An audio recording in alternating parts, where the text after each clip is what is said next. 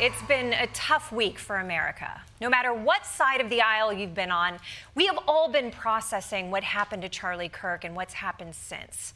Honestly, I don't even know if I have the right words for this, but I do take comfort in knowing that I'm not the only one who can't seem to find the right words. My condolences are long to the sense of how are you holding up over the last 3.5 years? I think very good. And by the way, right there, you see all the trucks. They've just started construction of the new ballroom for the White House, which is something they've been trying to get, as you know, for about 150 years. And it's going to be a beauty. It'll be an absolutely magnificent structure. Well, we all grieve in our own way. To be fair to Trump, he is an old man. And when an old man wants to tell a story, it doesn't matter what you asked him about. Yeah, Uncle Marty, you want some coffee? You know, my dentist is an Asian lady. She dyed her hair pink. I told her, you look disgusting. But while the president is retreating into home renovations, the internet has been processing Kirk's death in a different way. If you've been on social media over the past week, you've probably seen some pretty shocking reactions to a public figure getting assassinated. There was celebration, there was mockery. Honestly, I found a lot of it so disturbing, I almost went back to Threads. I mean, I didn't. Nothing could make me go back to Threads, but I did think about it. And as expected, when people are being this shitty on the internet, there's gonna be backlash. On social media, people who've criticized Kirk are being called out. Their names and photos widely circulated. Some people who celebrated his death are now under scrutiny from conservative activists.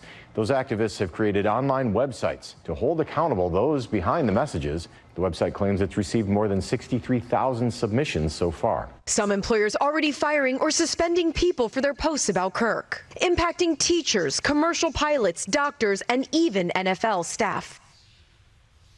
Even the NFL staff are getting fired? Oh, that's why the Giants suck. Unfortunately, this is a pattern we've gotten used to because we live in an internet landscape that is so toxic, even RFK wouldn't swim in it.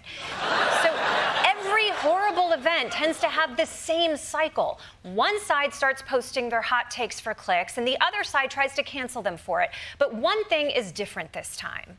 This time, the government's getting involved. Employers, you have an obligation to get rid of people. People say, oh, people have a right to say things. Well, actually, they don't necessarily have a right to say things. I think it is time for this to be a crackdown on people. So when you see someone celebrating Charlie's murder, call them out. And hell, call their employer.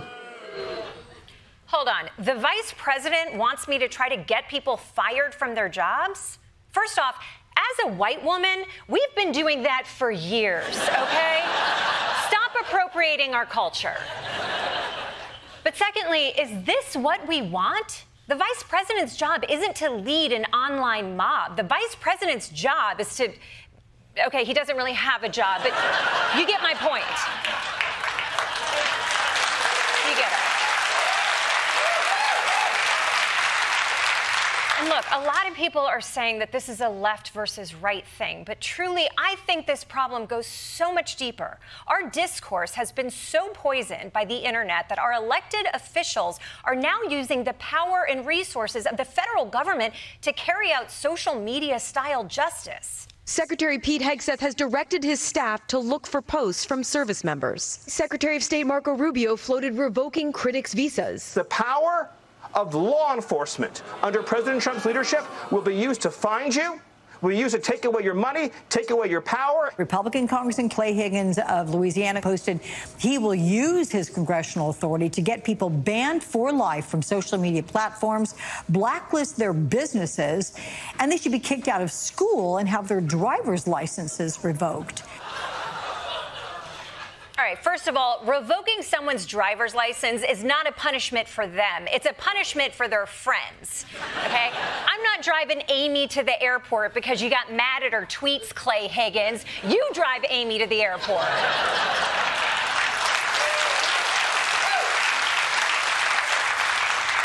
But do you see how far this has gotten out of control? We're going to revoke a person's driver's license just for having shitty tweets? And our Attorney General is in so deep that she doesn't think it's going far enough. There's free speech, and then there's hate speech. And there is no place, especially now, especially after what happened to Charlie, in our society. We will absolutely target you, go after you, if you are targeting anyone with hate speech, anything. And that's across the aisle.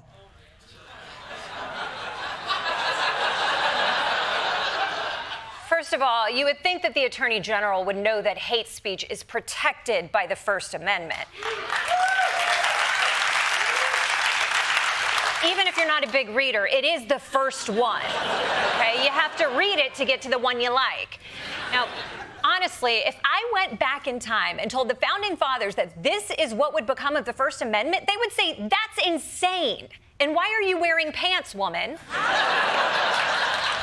To which I would say, why are you wearing a wig? Anyway. I'm getting off track. The point is, we need to understand that no matter how mad someone makes you online, that's not enough to make it illegal. That said, if you are going to crack down on hate speech, can I request that we start with the YouTube comments under my lasagna recipe? My mozzarella portions are not gay. Very good.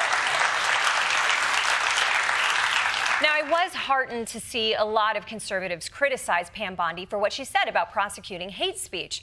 Unfortunately, one guy thinks she didn't go far enough. And what do you make Pam Bondi saying she's going to go after hate speech?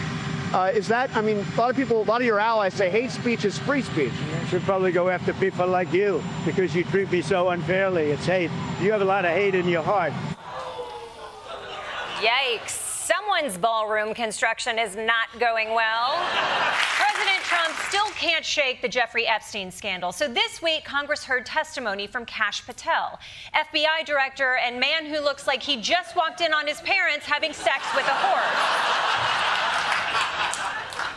And if I know anything about Kash Patel, I know he can smooth everything over. Weaponization of intelligence by the likes of you, and we have... Why don't you just release the entire file as you promised to do? We are releasing as much as legally allowed. That's why we went back to how is court. How is that not legally allowed? Sir, do you know how court orders work? Do you know how protective orders work? Actually, Mr. Patel, I was a real prosecutor for 10 years. I know exactly how. So I was a fake one? No, are you going to continue to cover up for the rich and powerful men? Why are you protecting pedophiles? That is maybe the most offensive thing you could say to me. That's maybe the most offensive thing you could say to me? Patel's like, listen, there's a lot you could say about me. Like, I'm the only person who looks dumber wearing glasses, or how I only got this job because Trump thought I was Dinesh D'Souza. But I almost felt bad for Patel. He had to convincingly pretend that his boss had nothing to do with Jeffrey Epstein, and he was not up for the task. How many times did President Trump's name appear in the Epstein files? Was it more than 100, more than 1,000? It sounds like if you don't know the number, it could at least be 1,000 times. It's not. It's not. Is it at least 500 times? No. Is it at least 100 times? No. Then what's the number? I don't know the number, but it's not that. Yeah, okay? It's not that. Everyone just needs to calm down, okay? The president's name appears in the pedophile sex crime report a normal number of times, okay? Somewhere between 1 and, hey, look over there. Listen, it does not look like Kash Patel can do this on his own. Mr. President, get down to Capitol Hill and show Patel you got his back. The president left the White House today, heading to London for a state visit. Wow, Kash did not see that coming. Somehow. But yes, Trump left his troubles behind yesterday as he embarked on a 3-day state visit to the UK, his happy place where the king is in charge and vegetables are illegal. Of course, our relationship with Britain is not great right now. We're fighting over tariffs in Gaza and Ukraine, so there were a lot of issues to discuss on this visit. Although Trump was more excited about another aspect of the trip. Well, my relationship is very good with the UK, and Charles, as you know, who's now king, is my friend. Yes, Trump is like a brother to King Charles in that his actual brother is also in the Epstein files.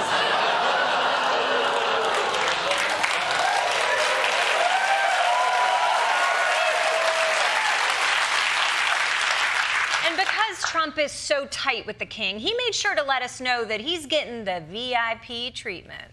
And it's the first time this has ever happened where somebody was honored twice, so it's a great honor.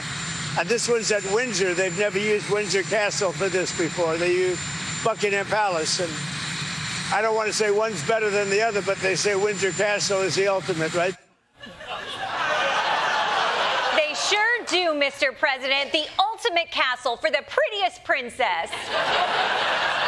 Leave it to Trump to pit castles against each other. I don't want to make it a competition, but if it is, I win. He was so excited for this trip, but the ride there got a little bumpy. But before the president even arrived in the UK, a rare encounter in the skies, a Spirit Airlines jet coming too close to comfort to Air Force One, rebuked by air traffic control. Pay attention, Spirit 1300, turn 20 degrees right. I'll keep an eye out for him, he's white and blue. Pay attention, get off the iPad. Get off the iPad? It's Spirit Airlines. How's the pilot going to Google how to fly a plane? So the flight over wasn't great, but once Air Force One landed, the UK rolled out the red carpet. The president and the first lady made a stunning entrance with Melania hiding her head under a UFO. And from there, it was on to Windsor Castle to tell the beef eaters that he's also on an all-beef diet. And that was followed by a parade in which one horse gave Trump a special salute of his own.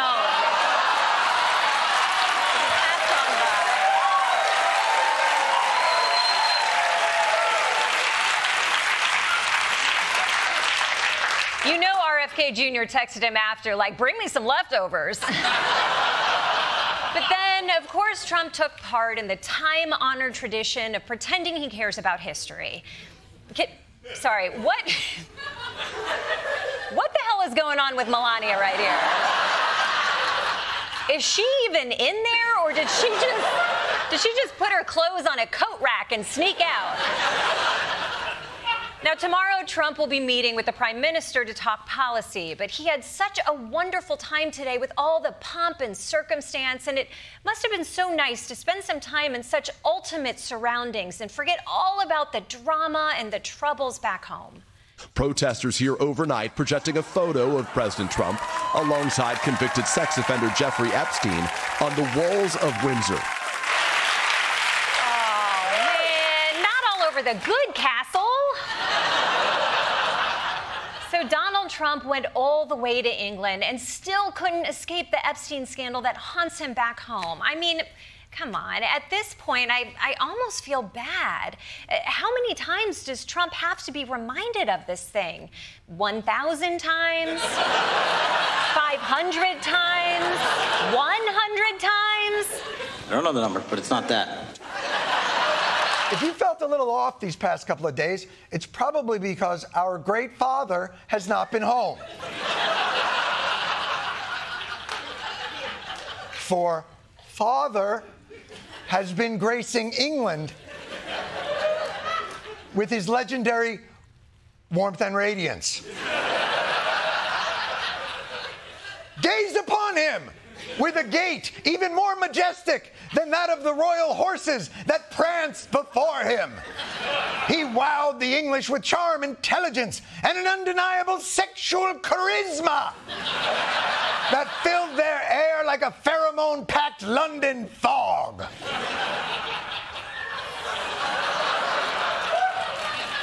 And as part of this historic trip, the perfectly tinted Trump dazzled his hosts at dinner with a demonstration of unmatched oratory skill. A fifth of all of humanity speaks, writes, thinks, and prays in the language born on these isles and perfected in the pages of Shakespeare and Dickens and Tolkien, and Lewis, Orwell, and Kipling. Incredible people.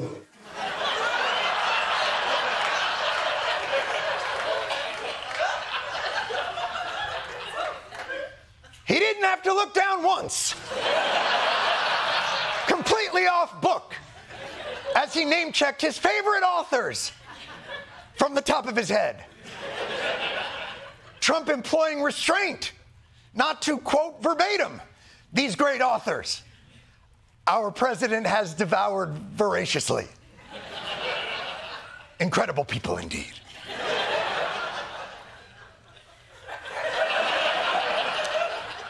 I'll tell you whose client list Trump's name is on: Dewey Decimals.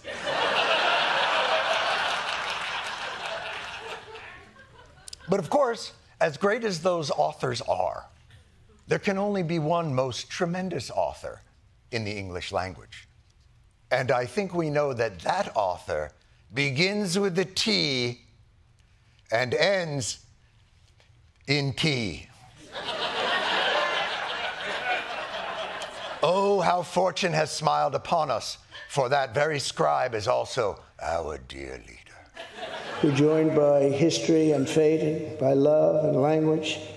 We're like two notes in one chord, or two verses of the same poem, each beautiful on its own, but really meant to be played together.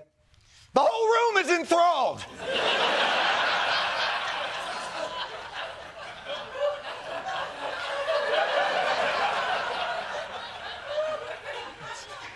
That's resting interest's face. It was a most beautiful recitation, Mr. President. It brings me to tears almost as much as your favorite poem about that man from Nantucket.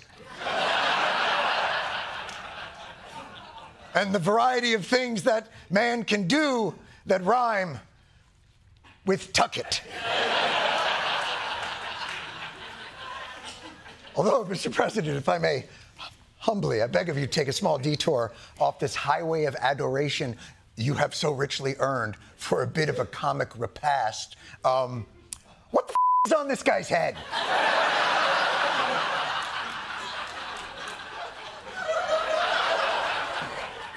Hang all the mistletoe you want, Earl of Higginhoffenbaum. Our president's luscious lips shall never grace your forehead.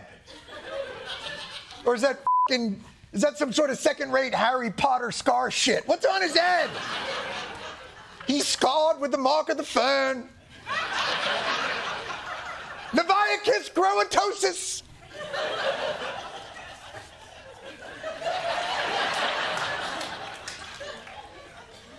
But the president, almost despicably humble, gave the royals a rare glimpse at his soft-spoken, yet prideful side. We had a very sick country 1 year ago, and today, I believe we're the hottest country anywhere in the world. In fact, nobody's even questioning it.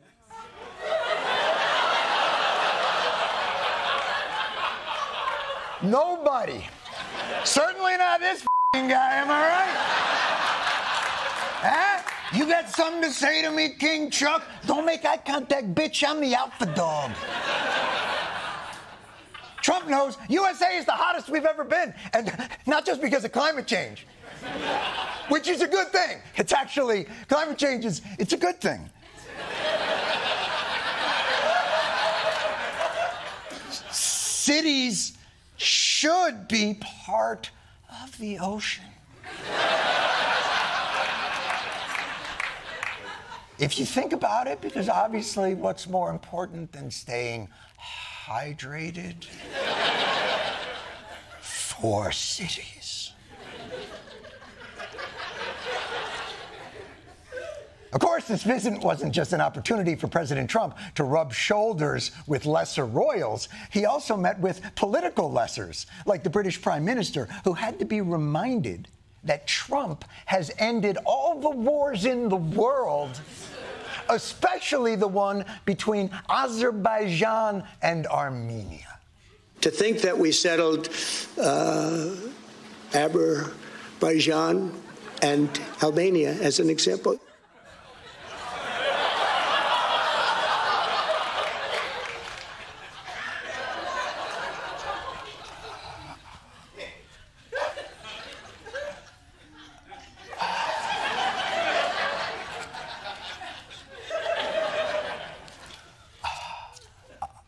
I would like to apologize very quickly.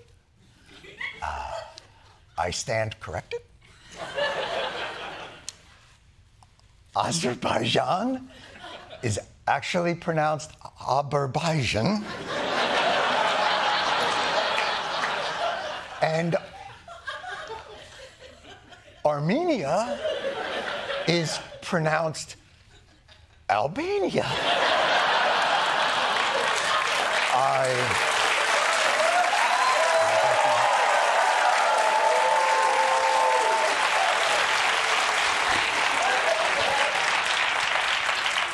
I regret the error. Trump ended the war between Azerbaijan and Albania. Do better, do better, do better! Dumb shit, bah!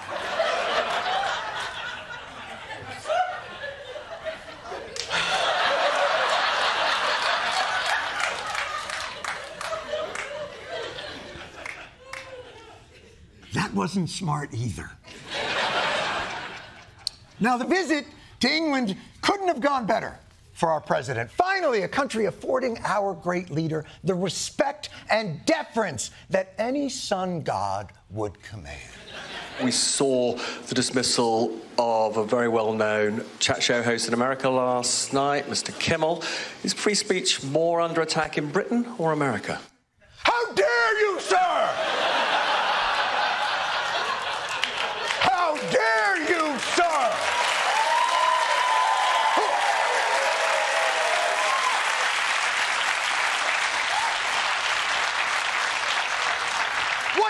What outfit are you with, sir? The Antifa Herald Tribune?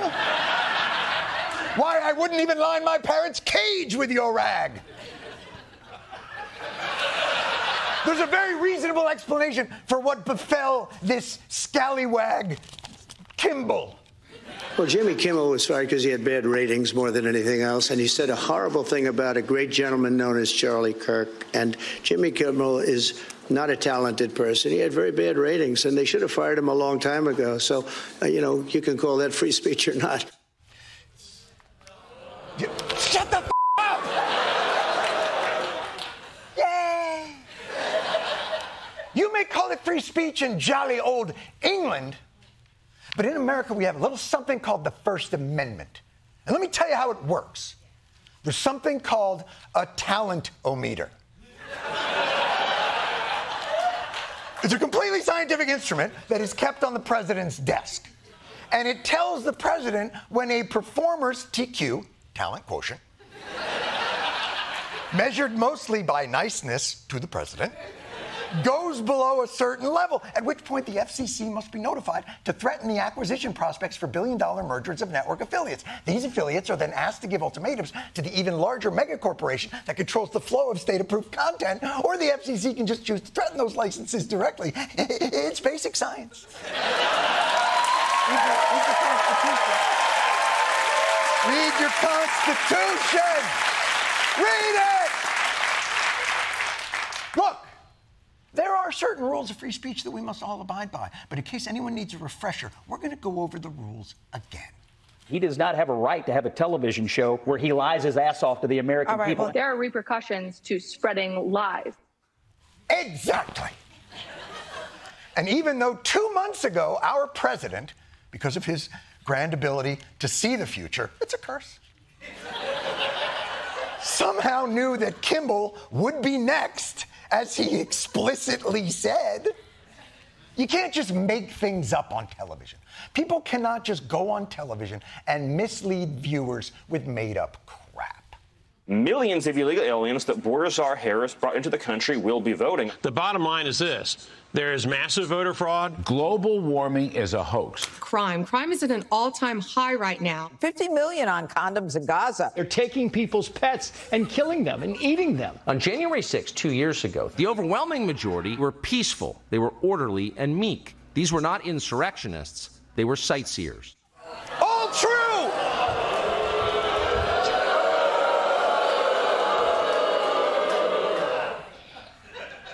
Oh, your lordship. I do not know whence these peasants come. That last roll of clips, all true. Especially that last one about sightseers, because technically anything you see is a sight. Even if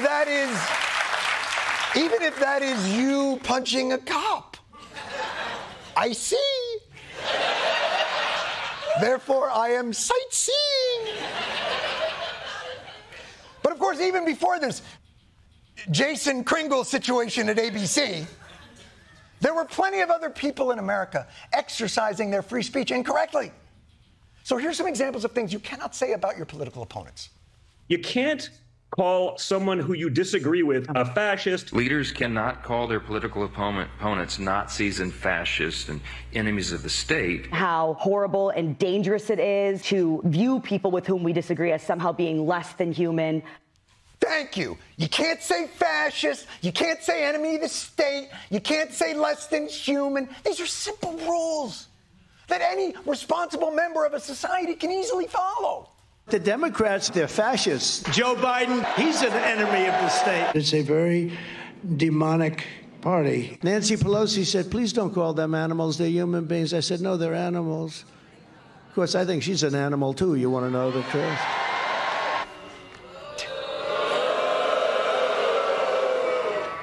Technically correct. She's not a mineral.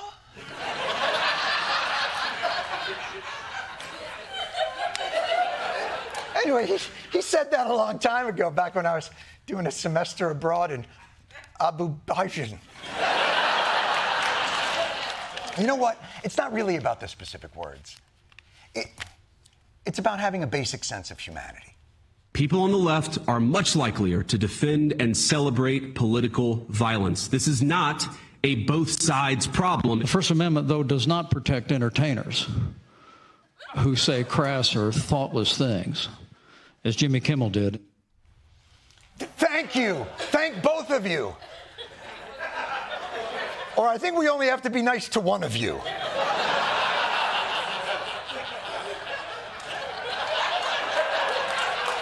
You know, it is true. I do. Point taken. Only a bad person would celebrate violence or make crass jokes about it. Nancy Pelosi, well, she's got protection when she's in D.C. Apparently her house doesn't have a lot of protection. Donald Trump Jr. shared an image of a hammer and a pair of underwear that had the caption, "Got my Paul Pelosi Halloween costume ready." Well, maybe Paul Pelosi needs the hammer instead of the metal. Well, it's metal. All right. Rachel, good to see you. It's metal. No, stop! And by the way, there were consequences. This gentleman had to leave television. I'm not sure where he went, but I'm sure it's not some prestigious, consequential position he's not remotely qualified for. Listen,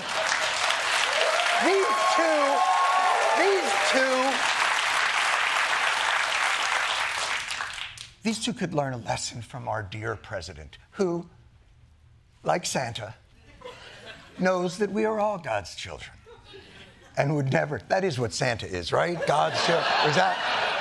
I'm not so up on the lore.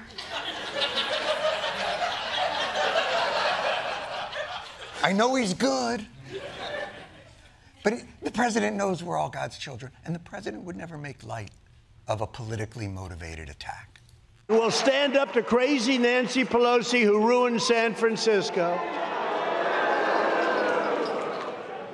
How's her husband doing, by the way? Anybody know? You see, that's how it's done. You stop in the middle of a speech to inquire about the condition of an 82-year-old man who was attacked with a hammer in his own home. He has a fractured skull, Mr. President, but thank you for asking. Your kindness is only outshined by your manliness. So I don't know who this Johnny Drimmel live ABC character is, but the point is, our great administration has laid out very clear rules on free speech. Now, some naysayers may argue that this administration's speech concerns are merely a cynical ploy, a thin gruel of a ruse, a smokescreen to obscure an unprecedented consolidation of power and unitary intimidation, principleless and coldly antithetical to any experiment in a constitutional republic governance. Some people would say that. Not me, though. I think it's great.